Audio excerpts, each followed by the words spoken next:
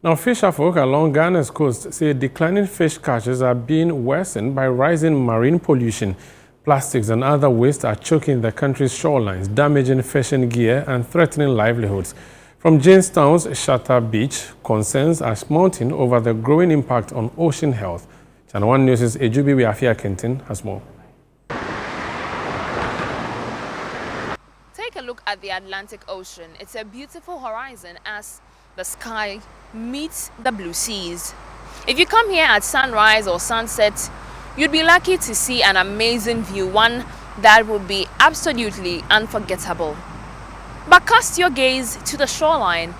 It's an absolute eyesore. Plastic waste and other waste materials have taken over. You look at where I'm standing, I'm able to see shoes that have been disposed here, bottles, both plastic and glass, weeds, foam, dresses.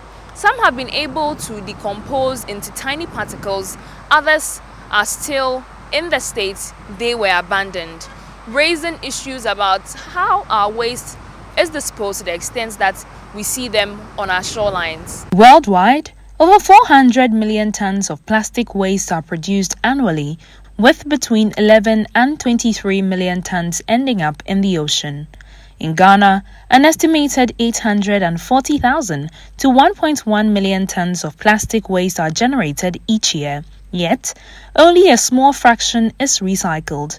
The rest finds its way into drains, open spaces, and eventually the ocean. Today, I have visited the Shatter Beach, and as you can see, some of the fishermen are gathered under their tents, going about their business, mending their nets. I'm here with one of the fishermen. Ejawudin the saying. Donko. Donko den. Kushi donko. Inti Jamestown hanom na we ye ejuma no me hu se polythene bags bebre e wo ha efi nsuo ni mu ana e be settle e wo shoreline ha say okọ eposo se okọ fish ya say na e affect o fa fishes no ana say o fa plastic no I'm for plastic. I'm for plastic bebre.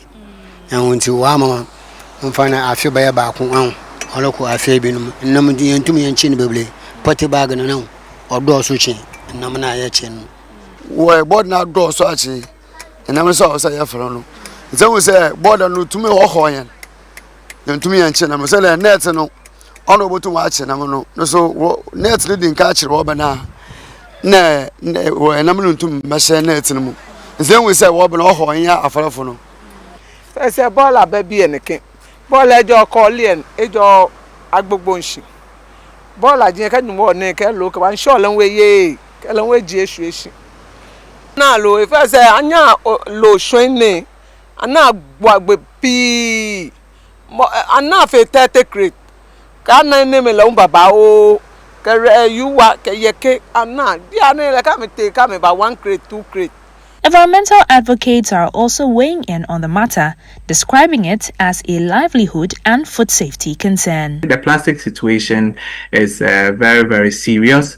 Yeah, normally they are deposited upstream, and so when they are moving downstream, because of the weathering activity, so many of them are broken down into tiny pieces.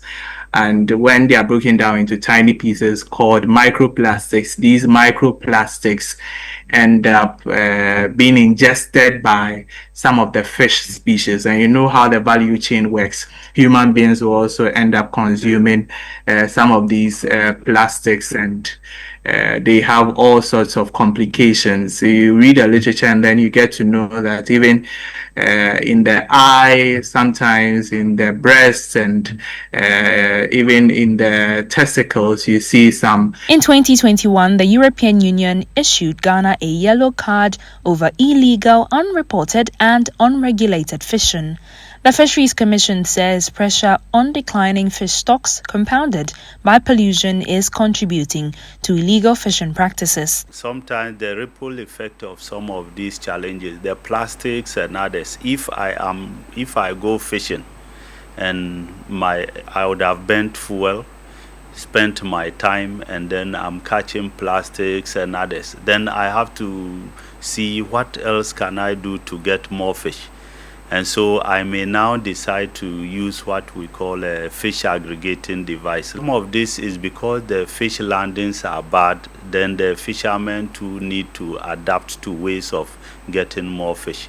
Experts are urging stricter anti-pollution measures, expanded recycling infrastructure, and sustained public education to curb single-use plastics. When you do the waste assessment or the brand audit, you are able to tell that these are plastics that are coming from a particular company. And so if you are able to tell that these are the plastics that are coming from a particular company, you can hold the company accountable. So they have to pay up, let me put it that way, they have to pay up so that at least these plastics do not get to the oceans and then also into our human systems. Conversations surrounding marine pollution have become mature.